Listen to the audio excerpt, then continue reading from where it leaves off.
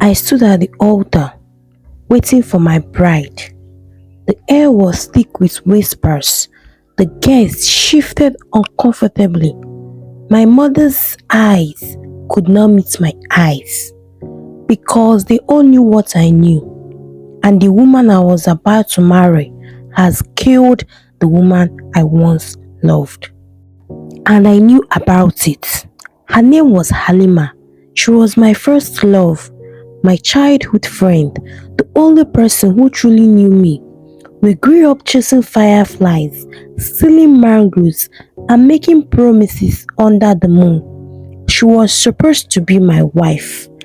But then came Amina. She was different. She was a storm to Halima's calm. She arrived in our village like a flame, and I was the fool who got too close. Her beauty was dangerous, but it was not her face that trapped me. It was the way she made me feel. Like I could be more, like I could have more. But I was torn between two women, one who knew my soul and the one who made my heart race. And I made the worst mistake. I tried to love them both. It didn't take long for the whispers to start in the village. The villagers saw me with Halima in the morning and Amina at night. I thought I could keep them apart, that I could delay the choice. But love does not wait. It burns, it spreads, and it consumes. One night, Halima came to me. I know, she said. I didn't pretend to be confused. Halima, she raised her hand, stopping me.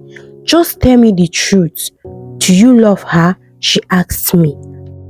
My throat felt dry. My heart screamed at me to say no. To make it easy, but I have already lied too much, so I nodded. Halima looked at me for a long time. She did something that broke me. She smiled, and then she said to me, "Then be happy, Malik," and turned and walked away. That was the last time anyone saw her alive. They found her body the next morning, floating in the river. The same river where we used to play as children. The villagers mourned. Some said it was an accident. Some said she had a broken heart.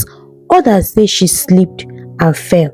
But I knew the truth. So did Amina. The night before the wedding, she came to me. "Malik," she whispered, "do you love me?" I stared at her, my heart pounding. She leaned in, her lips close to my ears, and then she said to me, "I did it for you.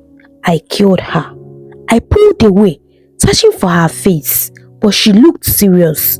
I was left in horror and sadness. She said, "Now we can be together," smiling. So here I stand at the altar, marrying a woman who took the life of the one I once loved. The drums began. The people cheer. Amina walks towards me, dressed in white. "Oh, queen," claiming her throne. Then she placed her hand on my hands, smiling. At the reception, I watched her as I smiled, as she took a sip out of the red wine I gave her. I smiled because I knew one thing. It was poisoned. Don't forget to like, comment, and of course, subscribe. See you in the next story.